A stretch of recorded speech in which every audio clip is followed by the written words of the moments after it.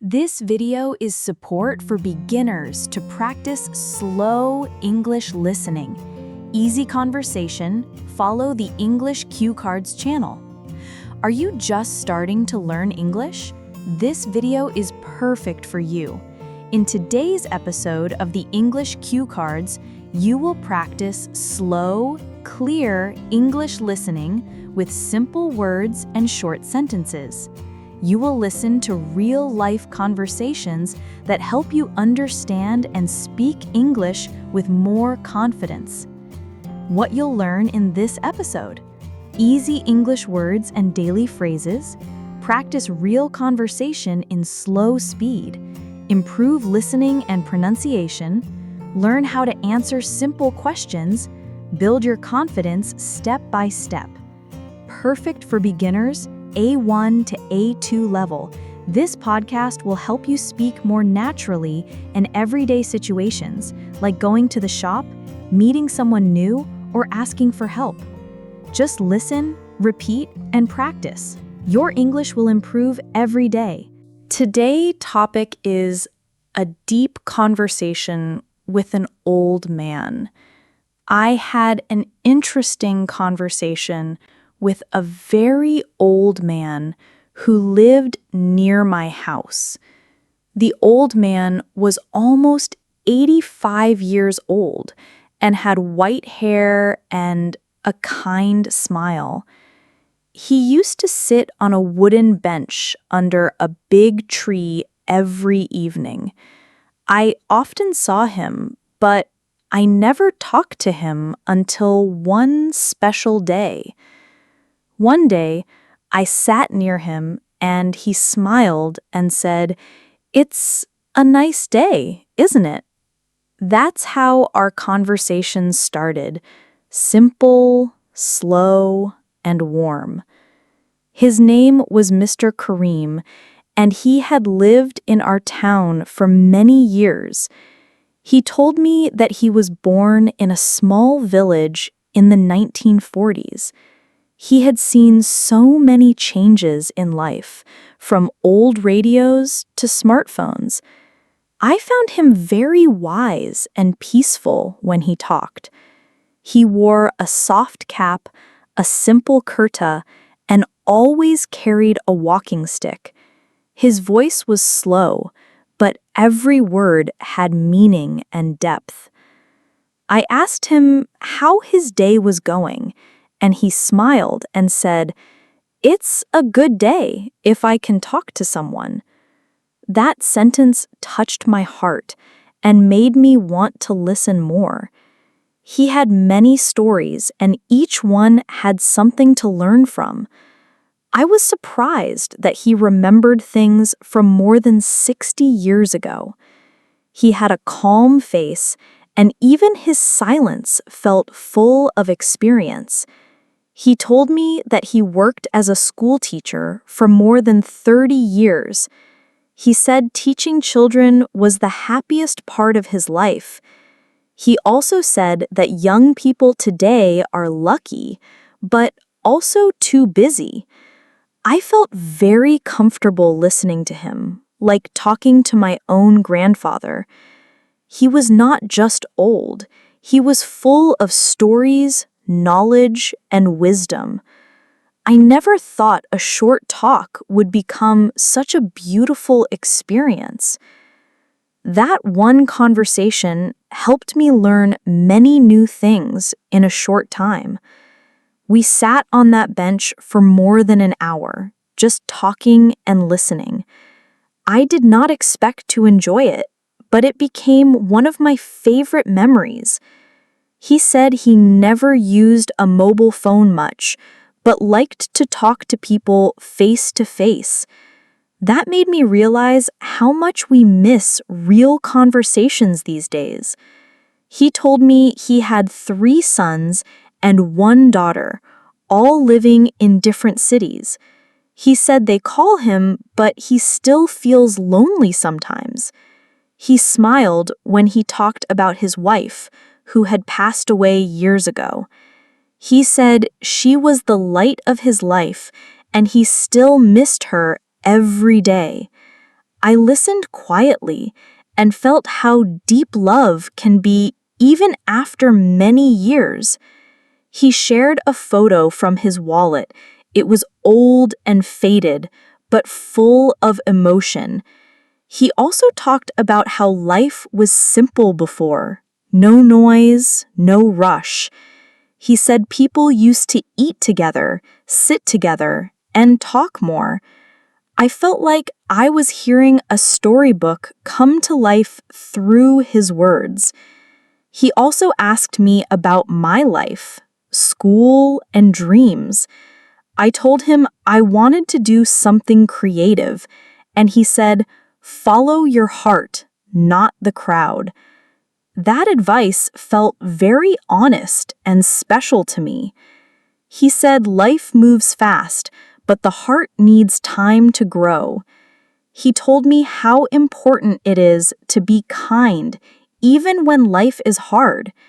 He believed that every small good deed comes back as peace later in life. That conversation was not just about his life, it was also about mine.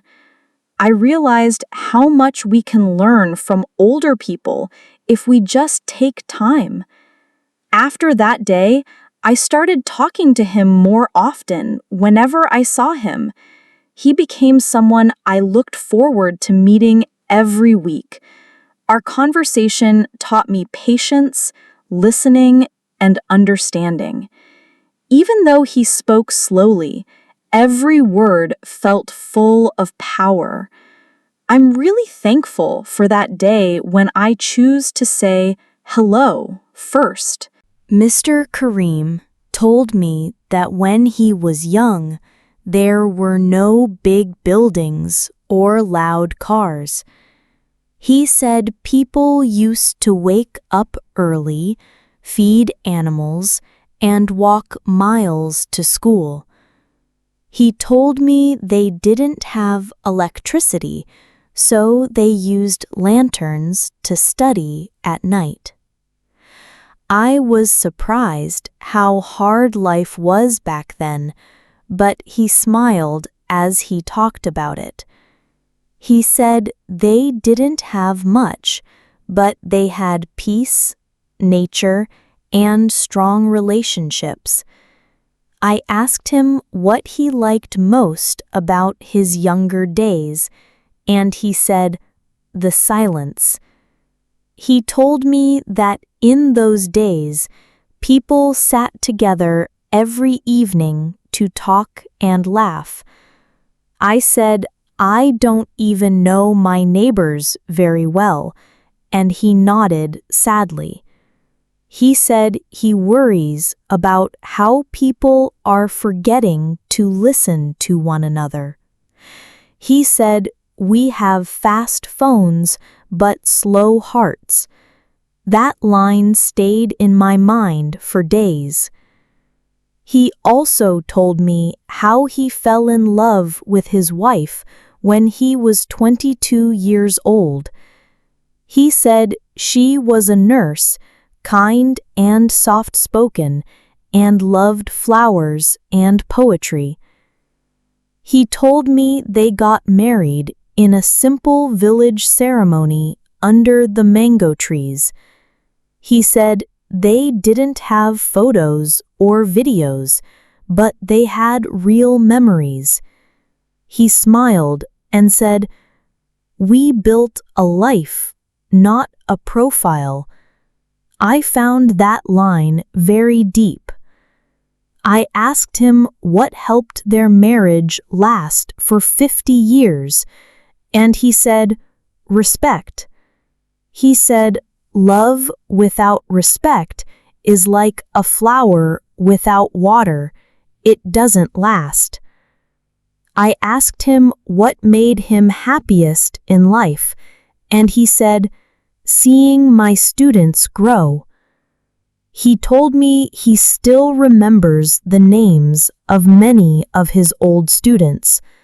Some of them are doctors, teachers, and even writers now. He said it feels good when someone says, "Sir, I remember what you taught me. I thought that must be a very special feeling to be remembered like that. I asked him if he ever felt scared growing old, and he said, "No, only lonely." He told me that the hardest part of getting old is watching people leave one by one, but he said he keeps smiling because memories keep him company. After talking to him, I realized how important it is to value time and people. I learned that life is not just about moving fast, but about feeling things deeply. I never thought an old person could be so interesting and full of wisdom. Mr. Karim showed me that age is not just a number, it's a book full of stories. He taught me that patience and listening are two very important life skills. I usually talk a lot, but with him, I just wanted to listen and learn.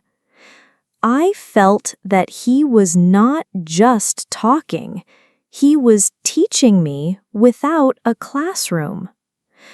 I asked him what advice he had for young people today. He said, "Slow down, look around, talk to your family. The world will wait." That line made me feel calm and peaceful for some reason.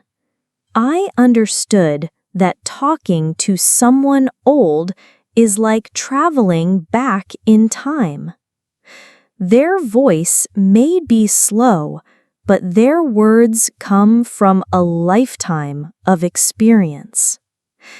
After that conversation, I went home and wrote everything in my journal. I wanted to remember his stories, his voice, and the lessons he gave me. The next time I saw him, I thanked him for giving me his time. He smiled and said, "Thank you for listening. Not many do these days." That sentence made me feel proud and emotional at the same time. Since then, I tried to listen more when older people talk to me. I believe they are like libraries, full of knowledge that we often forget to read. I think more young people should sit with elders and hear their stories. That one conversation changed my thinking in a very good way. It showed me that interesting people don't need to be famous, just honest. Now, whenever I feel lost, I remember the things Mr. Karim told me. His words still guide me, even if it was just one conversation. I will always remember that day under the tree and the voice of an old man who became my teacher just by talking. While I was listening to the old man, I felt a peaceful and quiet feeling in my heart. I was surprised that someone so old could speak with so much energy and interest.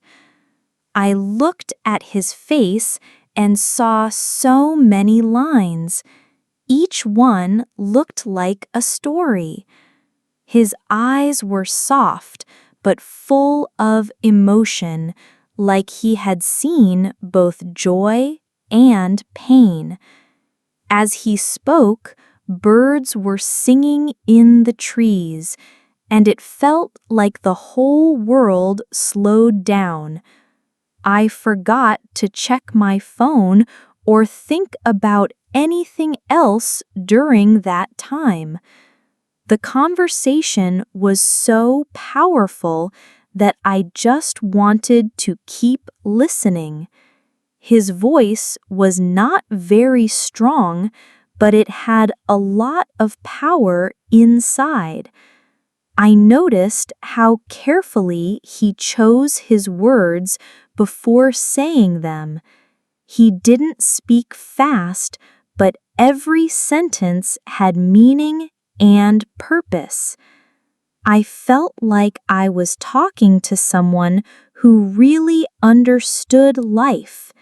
He didn't need a book or a phone. His memory was full of knowledge. As I listened to him, I started to feel calmer and more hopeful. I felt like I was getting answers to questions I never asked. I didn't expect the talk to feel so special, but it truly was. I was enjoying every minute of that simple, real conversation. I even forgot that I had other things to do that day. It was like time stopped while we talked about life and memories. I realized that this moment was teaching me more than any school lesson. I was not just learning English, I was learning about life, family, and dreams. That feeling stayed with me even after I went home. I kept thinking about his kind smile and thoughtful words. It felt like I had just watched a movie or read a beautiful story. I felt lucky that I got to hear this amazing man talk about his life. It made me want to talk more with old people and learn their stories too. After this conversation, I understood that every person has a unique life story. Old people may look quiet, but they carry many beautiful memories and lessons. I learned that we should respect the elderly, not ignore them. Many young people are always on phones and forget to talk to real people. I realized that listening is just as important as speaking. The old man didn't ask me to agree. He just wanted someone to hear him. That changed the way I see my grandparents and other elders. I started calling my grandfather more often just to talk and listen. I found out that he also had many amazing stories I had never heard before. One simple talk opened a door to many more meaningful conversations.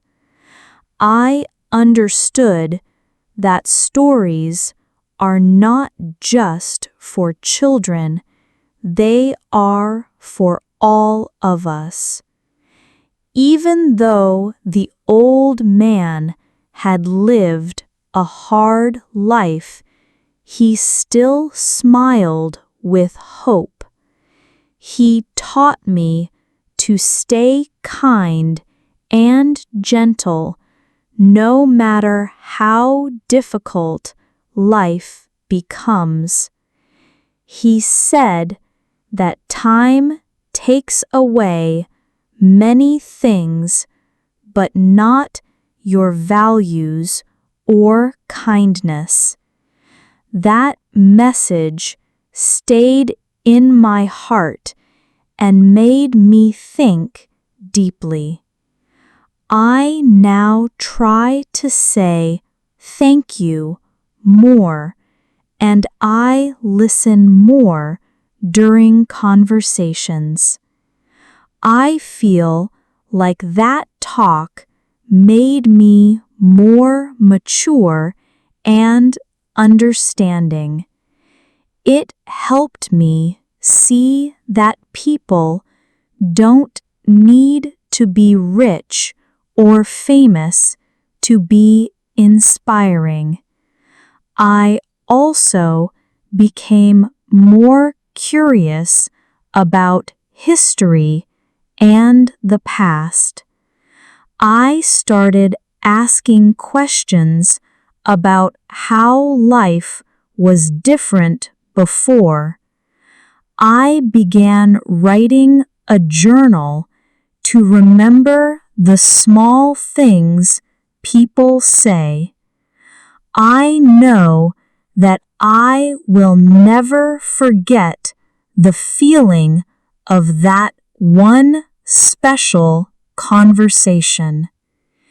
Even today, when I sit quietly, I remember the old man's words and smile. He didn't give me money or gifts. He gave me something better, wisdom.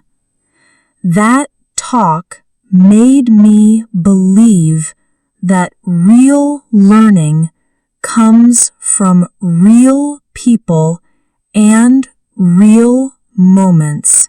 Thanks for watching. If you enjoyed this English practice, don't forget to like, comment, and share with your friends. Subscribe to the English Cue Cards for new videos every week to improve your listening, speaking, and vocabulary. Let's keep learning English one sentence at a time.